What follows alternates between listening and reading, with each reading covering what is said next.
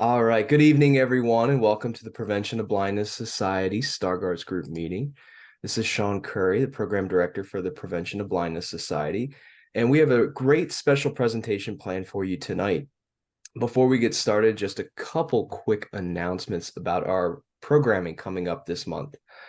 This following Tuesday, the 19th, we will be having our Tech Talk, where we will be having a representative from the Blind Shell sharing a little bit about that phone. For those of you who don't know, it is a phone that is very useful in the world of people with vision impairments, as it is designed especially for that in mind.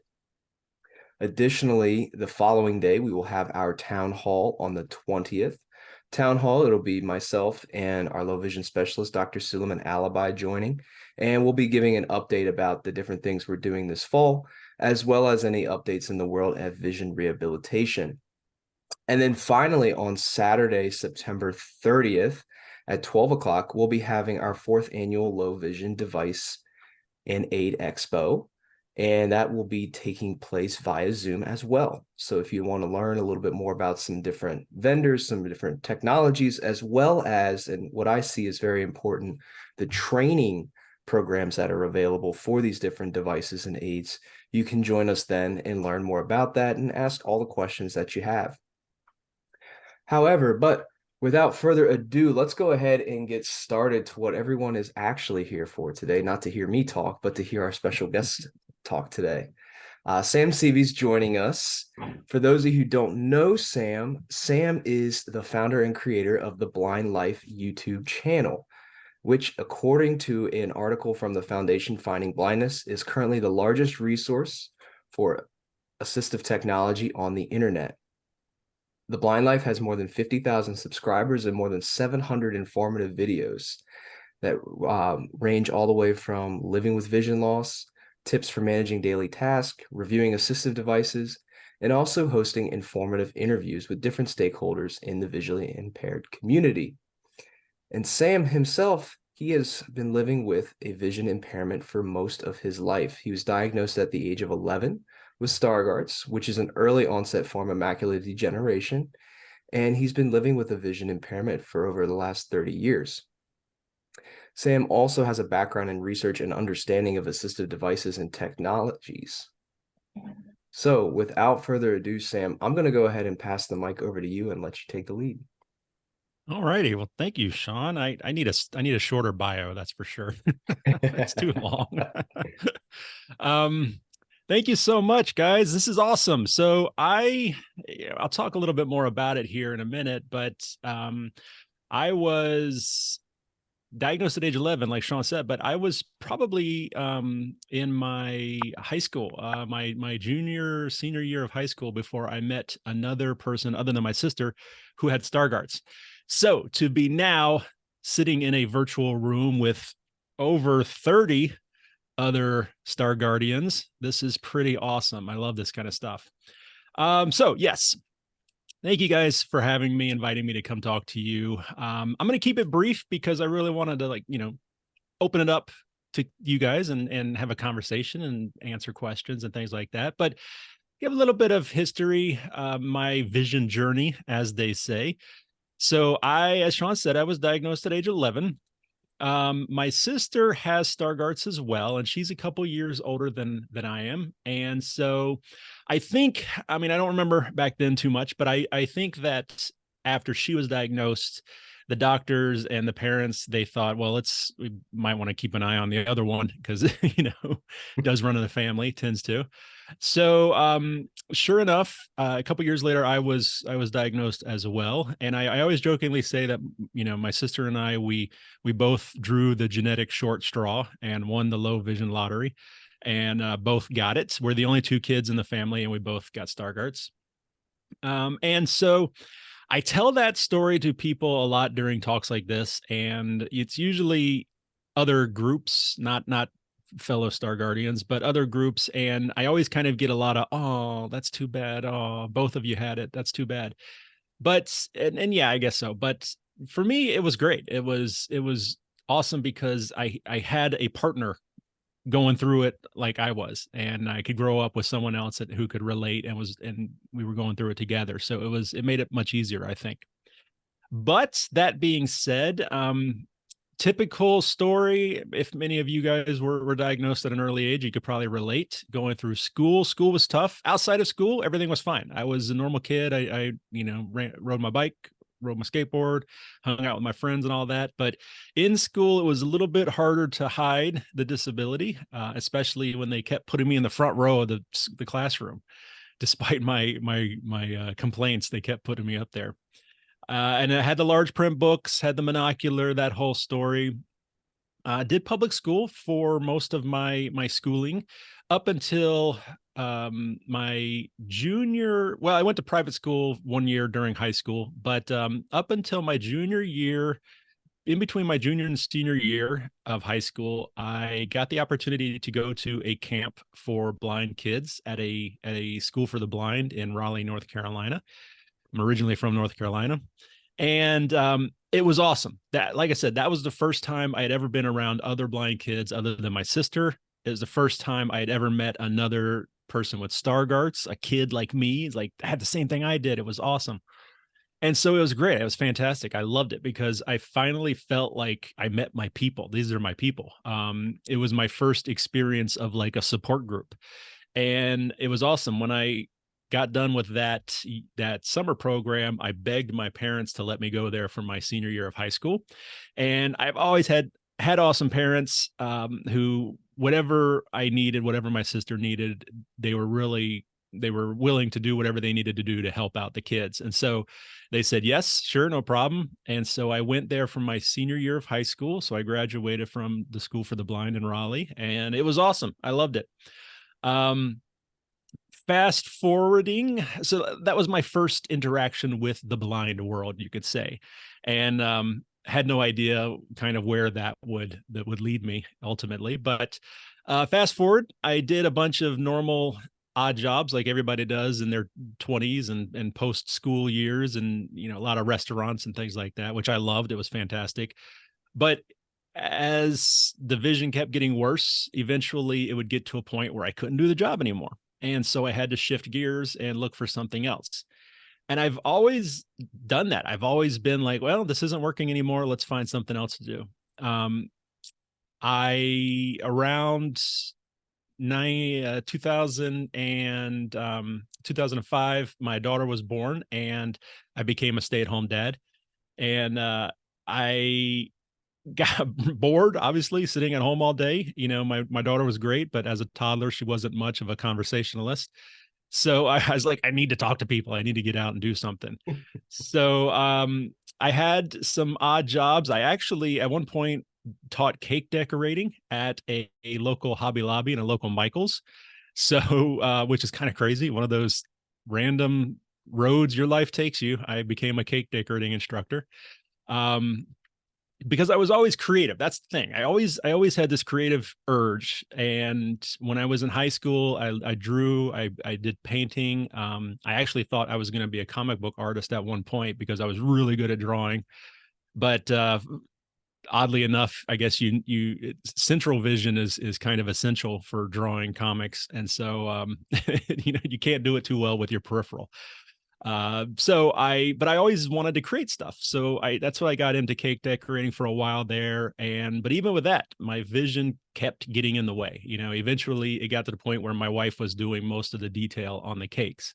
And so once again, I was like, I gotta shift gears and look for something else. And so about this time, I had gotten my first smartphone, and it was an Android. It was a Samsung Galaxy, probably like S2 or something way back then. And I was researching online, learning how to do all these amazing things you could do with smartphones. And so, of course, I was going to the University of YouTube at the time, and I was watching YouTube videos on how I could modify my phone and unlock all its full potential. And so there was one channel that I watched a ton, and I loved it. Guy's channel was called Mobile Tech Videos.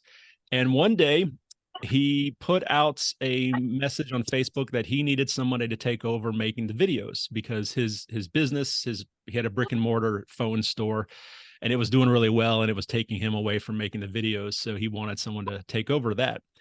And so I applied. I thought, you know what? Why not? why can't I do it? Let's try it. Let's give it a shot. And so I applied for the job. I got the job and I started making videos on his channel. We actually ended up making a second channel called Mobile Tech Videos 2. And I started that channel, took over that channel and grew it up to be about 10,000 subscribers, which at the time, this was 2010, that early YouTube, that was pretty impressive numbers. So, but eventually, and fun fact, actually, kind of just going along the lines of you do what it takes to get the job done. At the time, I had an old Geordie headset, wearable headset. And if anybody knows what that is, it's like a digital magnifier you can wear on your face. That's the precursor to the modern day, like eSight and Iris Vision and all that. But this one also, you could get an additional stand that turned it into a desktop video magnifier, CCTV. And so I had that. And so what I did was I taped, like duct tape, my camera to the Geordie facing down at the XY table. And I had my phone on the table and I would be looking at the screen of the CCTV while the camera was recording what I was looking at. And so that's how I made a lot of my videos. And nobody ever knew. Nobody knew that I was visually impaired. Nobody knew that I was using accessible equipment or anything like that, assistive technology. I just got the job done and it turned out pretty good. But eventually the I one day, this was around 2013, that job was kind of winding down. I knew it wasn't going to be lasting much longer. And so once again, I was looking for something else. So I just happened to do a search on YouTube for Stargarts, actually. And at the time, there wasn't very much information on YouTube. There really weren't any VIPs who were making content on YouTube. There were some doctors talking about it, but that was really about it. And I was looking for more of the real life people living with it. And so I thought, you know what? I should just start my own channel. This other one is kind of winding down. I'm bored. I've got all the equipment. I've been making YouTube videos for a while. I know how to do it. So I should just start my own channel. And so that's what I did. December of 2013, I started The Blind Spot, which, as you guys can imagine, the name was an homage to the central vision loss. But it also, I wanted it to represent, or wanted it to be an actual spot on the internet where people could come and learn about low vision. And so the Blind Spot was born. At the time, the beginning, I didn't really have any kind of goals or any direction or anything like that. I just wanted to make videos and share my life. And it took honestly about 4 years or so before it really started to pick up steam and I was getting more and more engagement and all of that. I decided that I needed to kind of buckle down and get focused with the channel because it has the potential to grow into something. That's also around the time that I changed the name to The Blind Life. And there's a whole story behind why I did that involving lawyers. So I won't go into that here, but ultimately, hindsight 2020, the new name reflects the channel better than the old name did, because the channel is about sharing my life living with vision loss and hopefully helping people improve their lives and live their best blind life. So that's around then is when I got on a schedule. I started to focus the content. In 2016, I got a job in the real world as an assistive technology specialist at a nonprofit.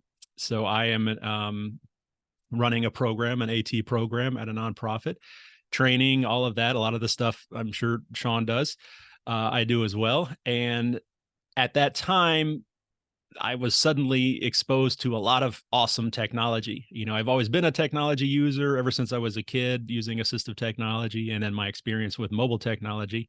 So it was a natural fit. And so I started to feature that heavily on the channel. And that's where the channel took that direction of becoming mainly about assistive technology and doing reviews and featuring the latest and the greatest cutting edge technology.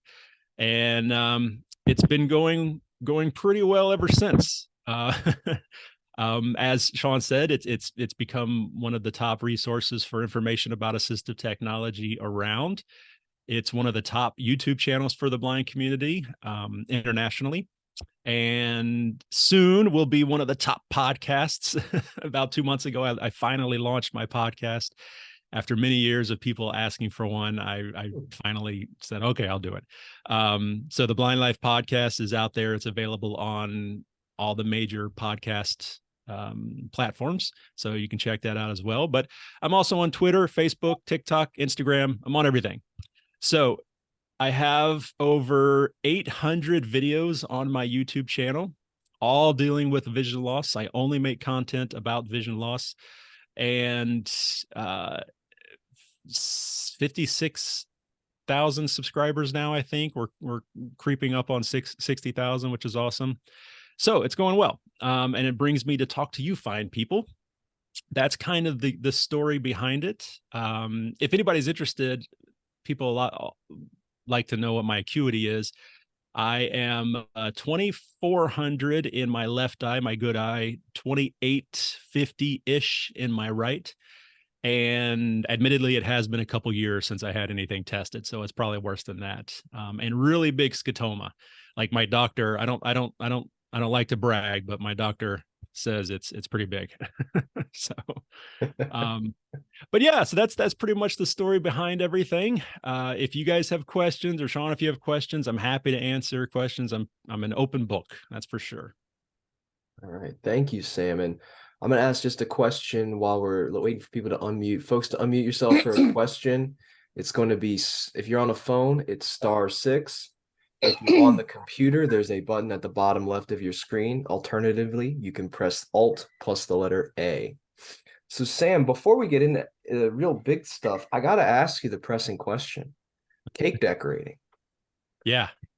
So what was your favorite thing to decorate? What was your most your favorite masterpiece that you made? So I've made, like I said, I like to be creative. Mhm. And working through the restaurants so many years in my 20s, I always loved working in the dessert area. And so that's kind of what led me into cake decorating.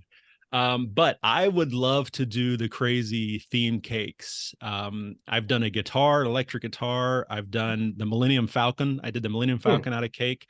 But probably my favorite of all time, and I was so pleased at how it turned out, was a 3D accurate toilet.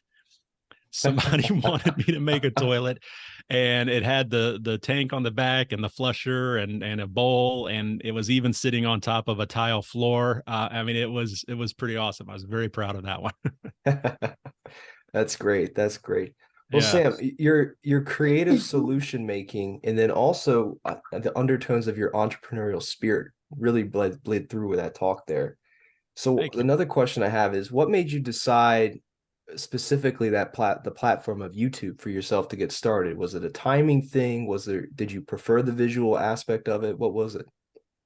Yeah, I don't know if it wasn't anything in specific. That was one of the only things out at this time, the early 2010s, 2013 is when it was. There wasn't any kind of, I don't know if Twitter was out yet. There wasn't, definitely wasn't any TikTok or anything like this, Snapchat, any of that. So YouTube was the Mm, social media back then. And I was already on YouTube. Like I said, I watched it all the time, so it was just a natural thing for me to start my own channel there. I guess because I was making content already for that other channel, so it just made sense to make my own channel. mhm. But yes, YouTube is a very visual medium, and I get that question a lot. Why are you making content on a visual medium for a group that is primarily non-visual? Um, Right. and but having been a trainer, an AT trainer for so many years, and having had the channels for so many years, and doing so many different tutorials and how-to videos, I'm really good at audio describing what I'm doing. I don't, if I'm doing a software video, for example, I'm not going to say, okay, and then we're going to click this button over here, and then we're going to go down here and click this. And then right over there, it says that, that doesn't help anybody. So I will audio describe, okay, we're going to go to the upper left and there's a large round red button. We're going to click on that. And then a window will pop up in your lower right section, Um, so even though it is a video and there's visuals and all that, I have a lot of people that watch, or not necessarily watch, but listen to my YouTube videos, and they get just as much out of it just by listening. Great, thank you. I do want to open up for others who have questions. Let's see, Mina, I saw you unmuted. Oh, hi. Since I got your email from the group, I went and checked you YouTube channel. I said, "Who's this guy? I never heard about this guy." And I sent it to my daughter because she also has a YouTube channel but different contents.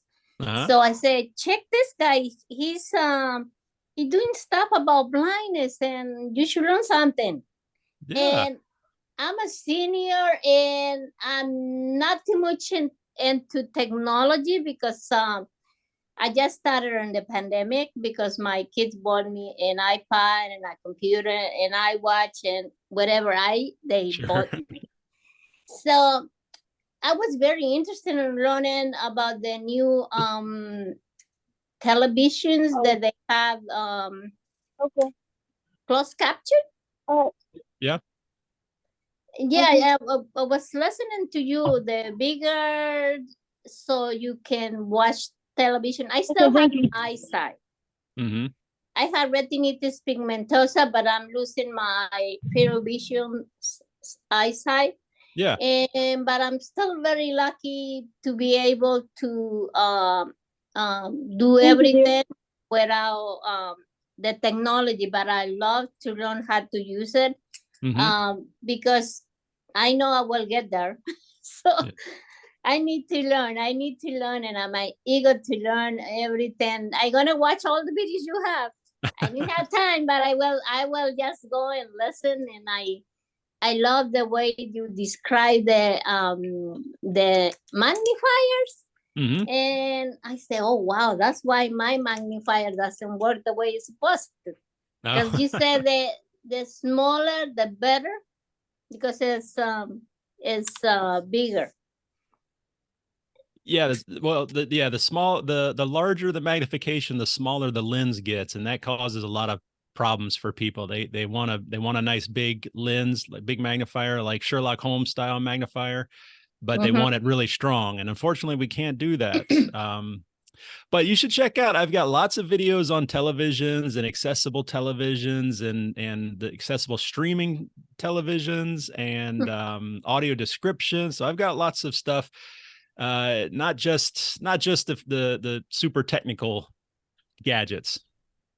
Yeah, I'm eager to learn because sometimes I'm afraid to trouble because they're already in the system that I have a vision problem. So sometimes I cannot see what I bump into people. So I'm sometimes get very nervous to trouble. Yeah, but I saw you trouble all over the place. So I said, if he can do it, I'm gonna go ahead. I do. In fact, I'm going to New Jersey and Alabama next week. In fact, but the key is, and if you're not doing this, I really recommend you give it a shot, is to use your cane while you're traveling. It makes life so much easier if you use your cane while you're traveling. Okay. Thank you, Mina. Sandy, you have your hand raised? Hi, Sam. Hi. Really glad to meet you. I've watched a few of your videos and I have your t-shirt designated driver because I love that sense of humor. Yeah, I wear that to the bar when I walk in with my cane and and I've worn it to restaurants and hoped that they would still serve me. Anyway, my question is, how do you picture balancing podcasts and your YouTube channel? The podcast being strictly verbal, and you do an awesome job with verbal description. Are you going to continue the YouTube channel? Because sometimes the visuals on that for people do help. Yes. Yeah, definitely. YouTube is my main home. I'm probably never going to leave YouTube. I've built it up too much to kind of quit on it now. And the nice thing is that a lot of my videos, because they can work with visuals or without visuals, it gives me a lot of content to port over to the podcast. And in fact, I am doing original content for the podcast. I've done a couple original interviews. I've got an original, or doing an interview on Friday for the podcast. But a lot of my episodes are simply, I take a video and I just take out the audio and put that onto the podcast. So it's really hasn't been as much work, kind of managing both, because if I don't necessarily have a good episode to put out, I'll just grab an old video and put it out, which is great because I've got some really good videos that have been really popular in the community, but I know that there's a large group in our community that they just don't watch YouTube. And so I think it's good, important information. And so being able to put it on the podcast as well, hopefully it's going to reach more people that way. Thank you. And it is a good point. The podcast is like, strictly listen to it while I'm doing something, and the YouTube channel, watching it to learn how to do it. But anyway, thank you. Yeah. Awesome work you've been doing. Oh, thank you. Thank you. Appreciate it. All right. So Janice, you have your hand raised. Did you want to ask a question? More like a comment. Hi, Sam. Welcome to Washington, D.C. Long time Thank you. listener, first time caller. I love your videos. I'm a huge fan. Oh, And I awesome. know you've heard this 1,000 times, but keep doing what you're doing, because you are truly affecting people's lives. You're helping us so much. Well, good. I Thank hope you. just keep doing it till you drop. So Until I get too old. so Oh, good. All right. I see a couple other people have unmuted. Did we have any questions? I have one. Can you hear me? Yeah. Yes, go right ahead. Okay, great. This is Diane. And hello, Sam. Hello, Sean. Hello, Diane.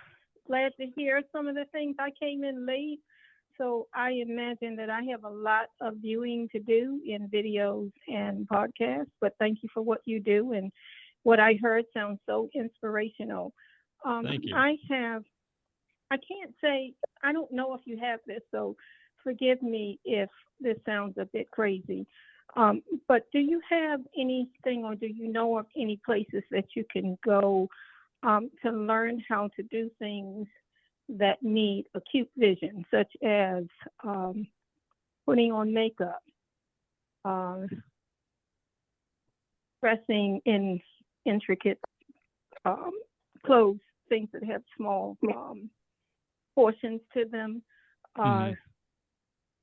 I mean, some of the things that are like everyday things that I would like to do, but it's difficult to do, or I can't do, particularly with makeup, because I don't think, I said I can't go out and look crazy.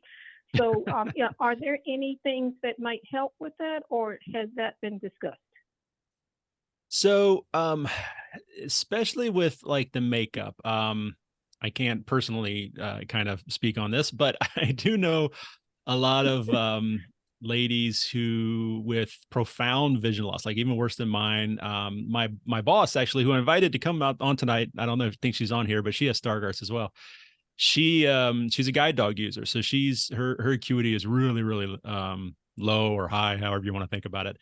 And I've got a friend with RP who is totally blind now. They both just have learned how to put the makeup on just by feel and kind of intuition. So I think that's definitely a skill that you can develop with practice.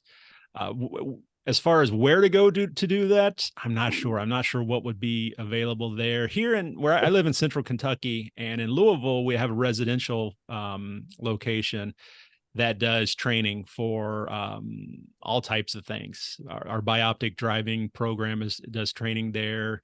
They do independent living skills. They teach Braille and mobility and things like that. But that's something that people could go there and learn from experts. But I'm not sure what's in your area that would be kind of an equivalent to that. Yeah, I can jump in quick, 'cause- Sam. Okay. For Virginia, it's in Richmond, and if you're in Maryland, it's in Baltimore. So Diane, I think you're in Virginia, so it'd be down in Richmond with the Yes. You mean that office that you used to go to meetings? I understand that same place. It's kind of, yeah, like it's Have like a good night. for inpatient where you're there for a week or two, and then you do a lot of intensive training of everyday living. Yeah. Okay. Sean, this is Davida. I don't think doing makeup and stuff is on the DBVI thing. I know that they do life skills, but couple pretzels, 3 maybe. yeah. I connected with the makeup consultant one time who learned to do her makeup on the fly while she was literally on the train. And so she kind of supported what Sean was saying, that, learning to do it by feel was her recommendation. Thank you, Davida. John, Aaron, Yeah, I and see. so Aaron, one I last see you have your question. hand raised. Go ahead. Sam, this is Buddy Moore. How are you? I'm good. How are you? I'm doing great. Mina and I are sort of in the same boat. We belong to a senior wellness center, and what I'm finding is that those persons who are sort of retired or in the, I guess, the later life, some of them have received say desktop computers from their children, but they're afraid of it. They're afraid to even I don't know, they're afraid to even touch it. So what would you suggest that some of us could do to encourage those seniors, persons who have access to computers, get them engaged in learning at least some basic technology skills? Well, I think it's really no different than anybody. We take the vision impairment part out of it. It's really no different than anybody. You have to get with somebody that knows these things and can kind of show you the ropes.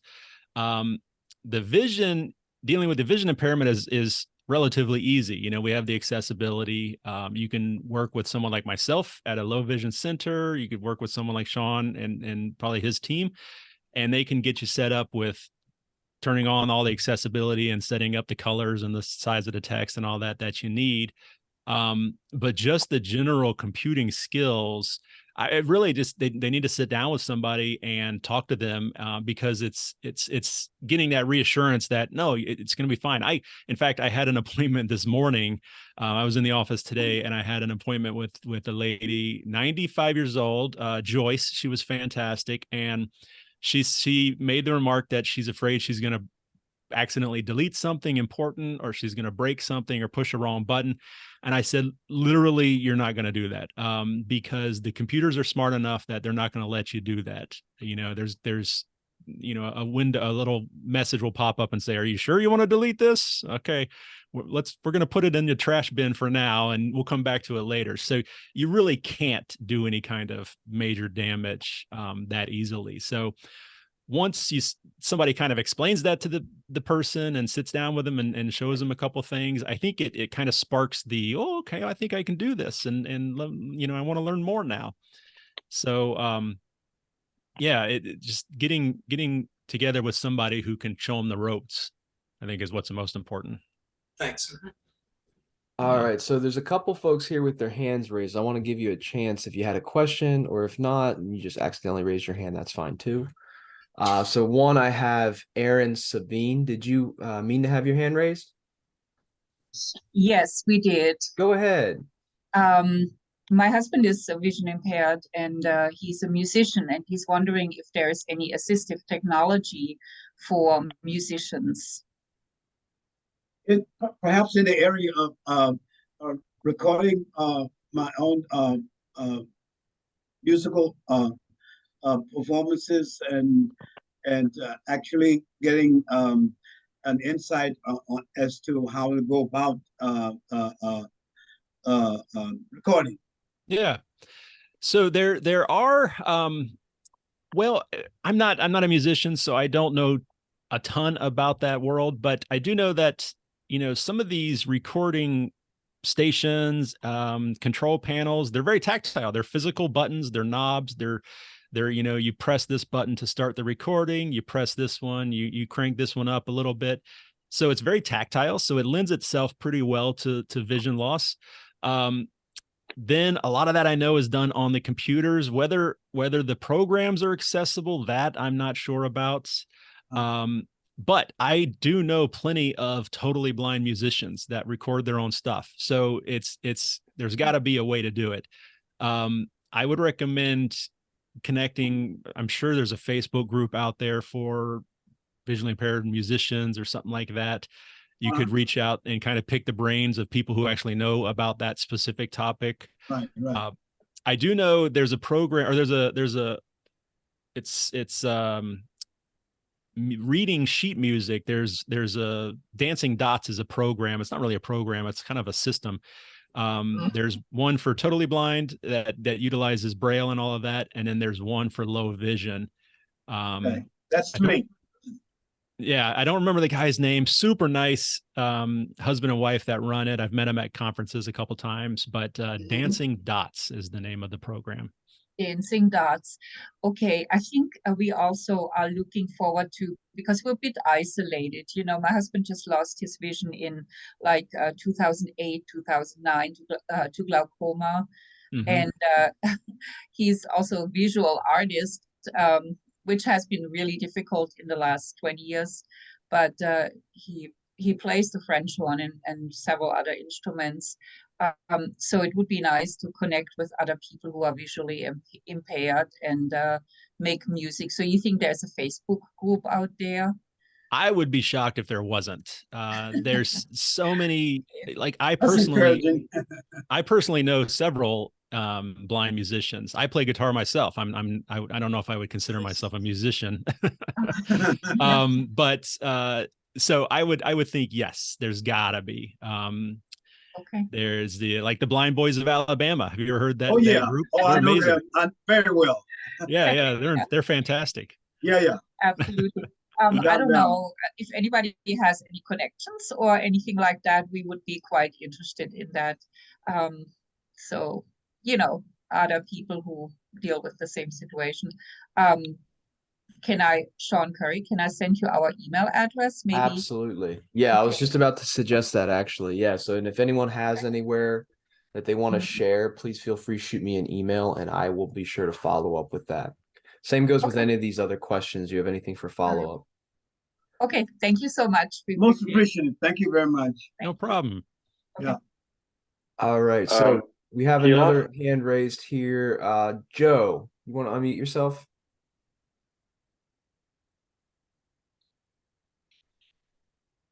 Keeloff. Can you hear me now, Sean? Yep, go ahead, Joe. Okay. Yeah. So yeah, really enjoying it tonight. I'm actually a coworker there with colleague of Sean's with POB. I'm just impressed at how many videos you've made. Wow. You said over 800.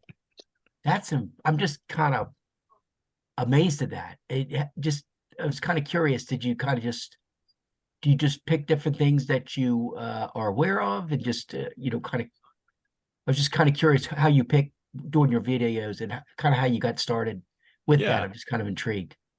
So lots of different sources for inspiration. Right. I'll be on a Facebook group and somebody will be asking about something and then I'll think, oh, I should make a video. Or someone will mention a new product and I'll go to the website and do some research on the product. And then I'll reach out to the marketing team and say, hey, I've got this channel, send me the product. And so that sometimes works, sometimes doesn't. But right.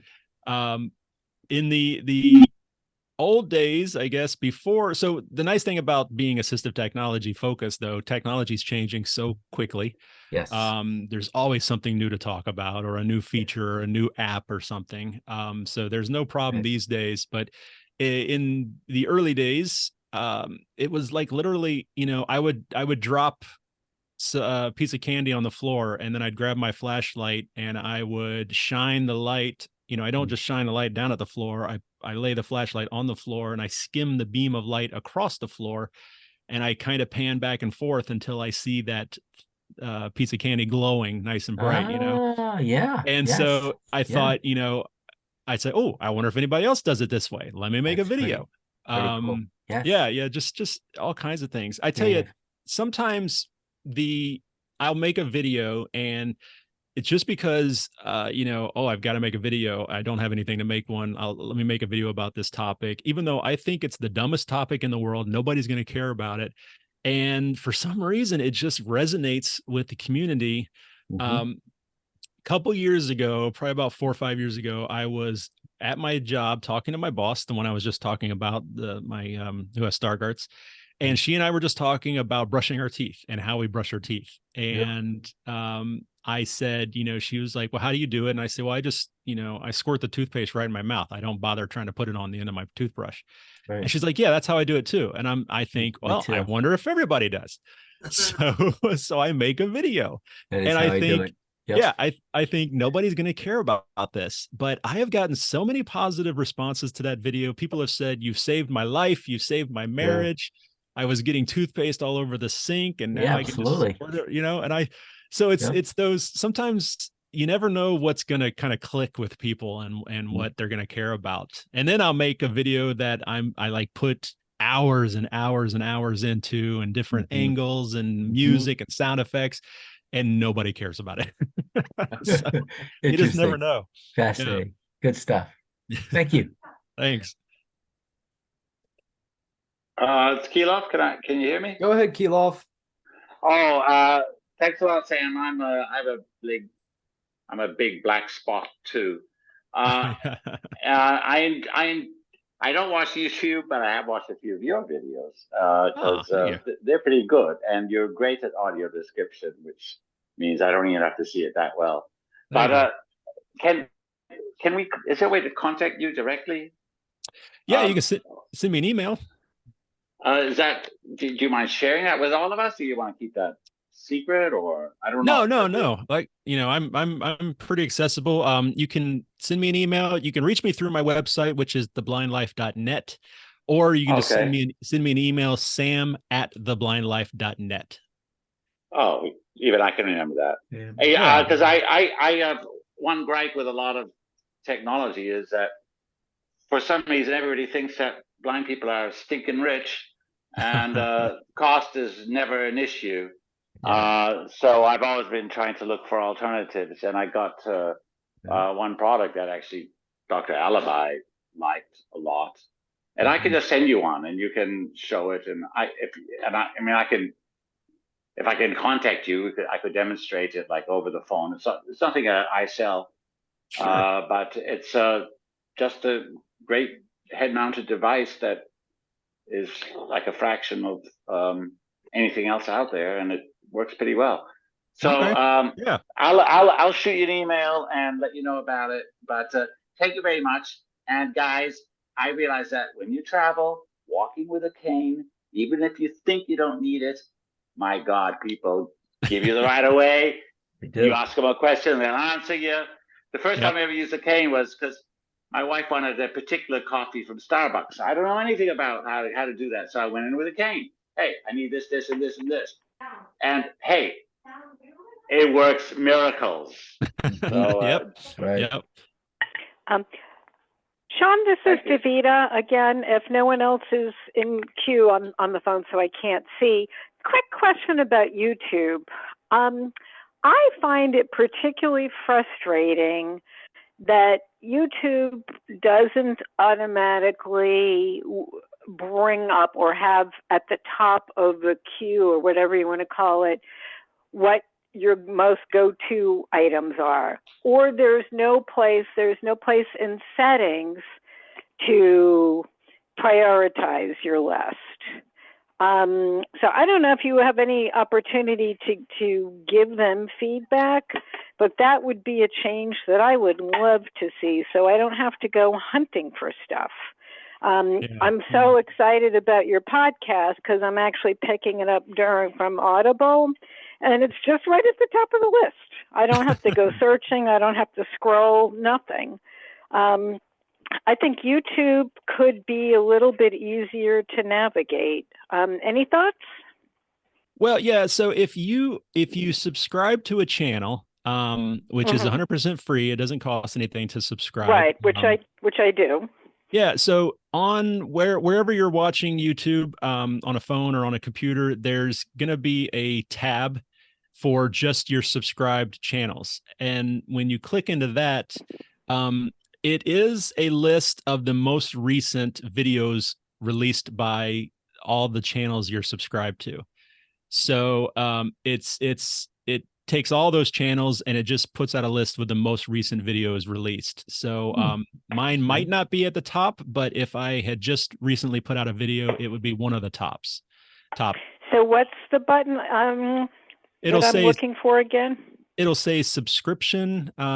And on a mobile device, it's down at the bottom. On iOS, it's down at the bottom. I believe Android as well. And on a computer, it should be to the left, I think, on the left side. All right.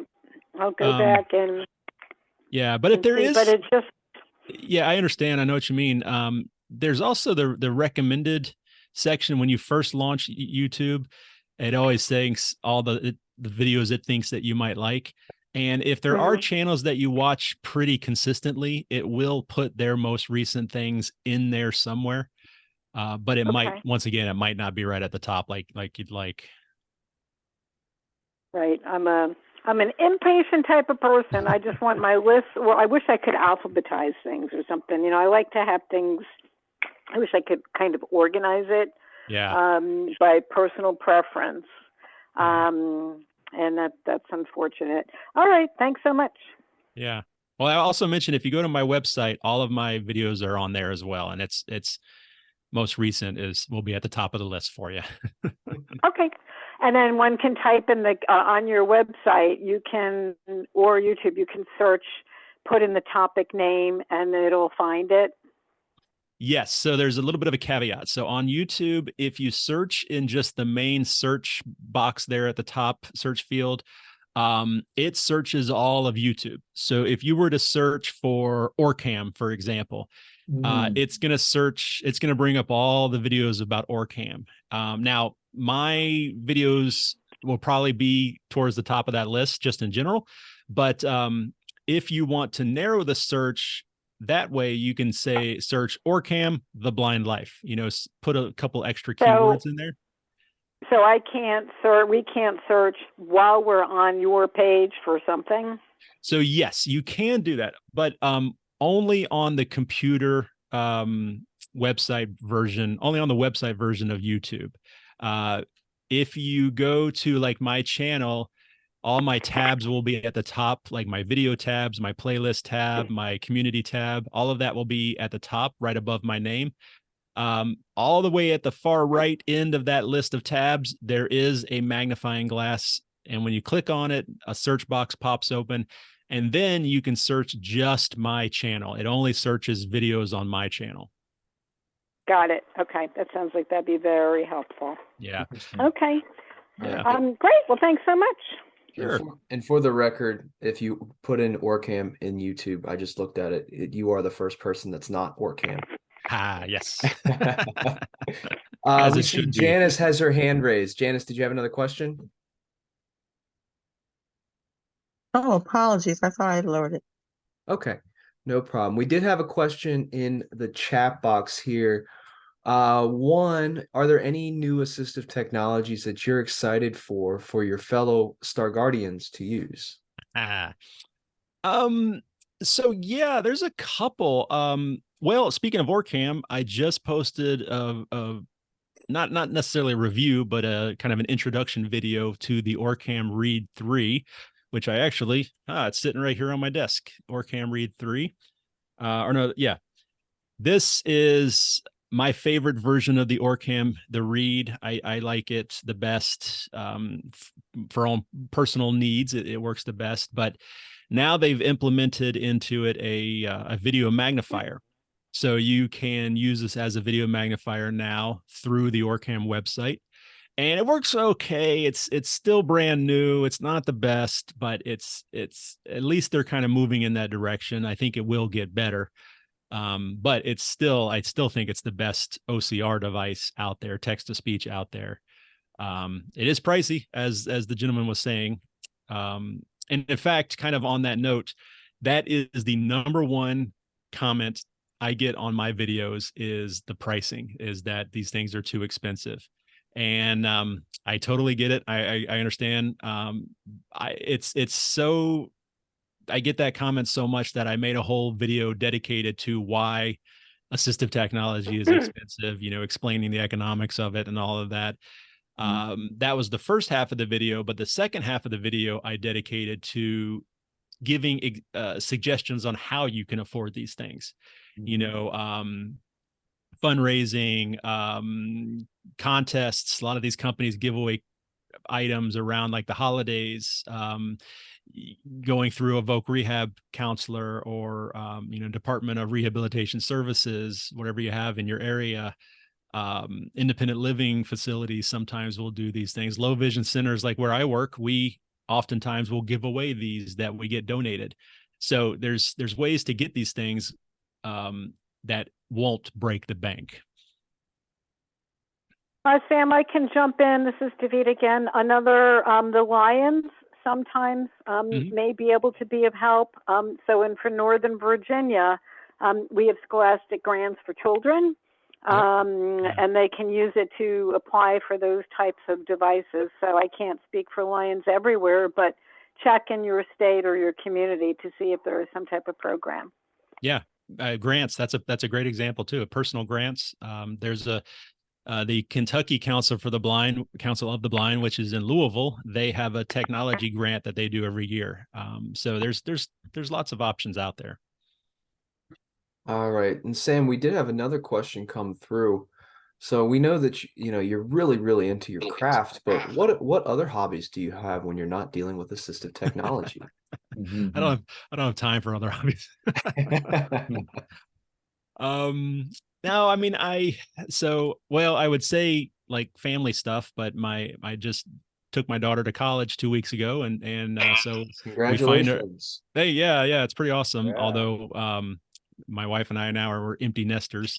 I have a son, but he's in his 20s and lives out on his own already. But so like I said, I try to be creative. I really enjoy the art of making the videos and the creative side of editing and all of that. And I love getting out with my camera and recording and getting different angles and things like that. I love testing out new technology. So really, like I said, that's it. That's what I do. I jokingly tell people that I work 2 days at the nonprofit, and then the other 7 days a week I work at YouTube.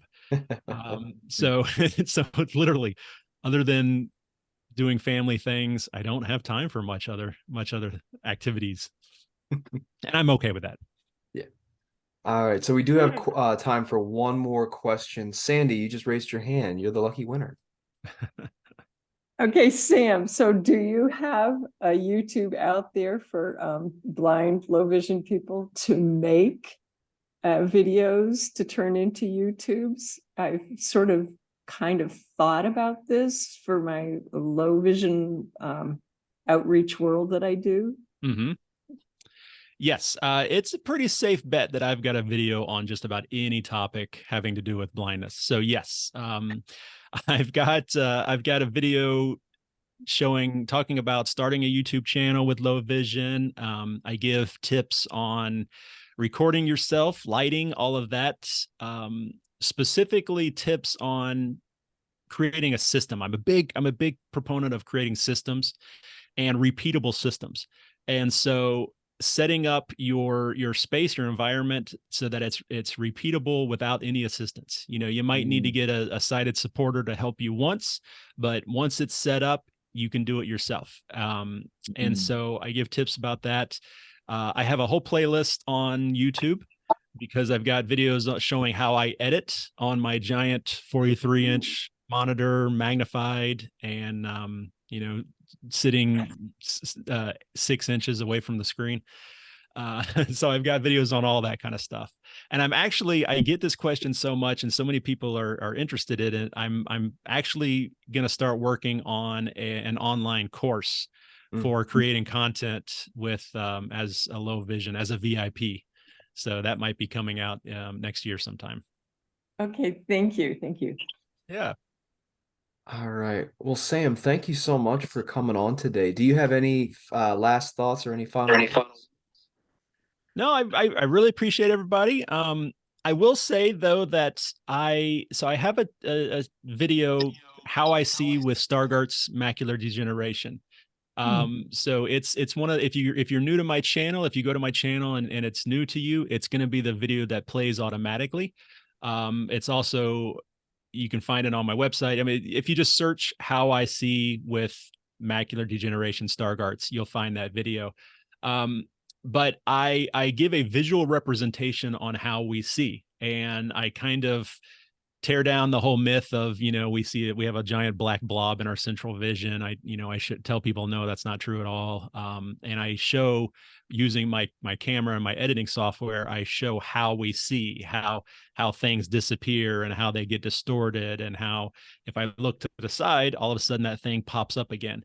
And so a lot of people have said, yes, this is spot on. This is exactly how I see. So if you're ever in that situation where people are like, well, how do you see? You can point them to that video, and it will kind of help explain your vision impairment. It's true for macular. I've had people with RP say it's the same. It's just kind of opposite. And then I've got a video kind of on the same lines, showing how I see with my night vision, my night blindness. So those would be good things for people to check out.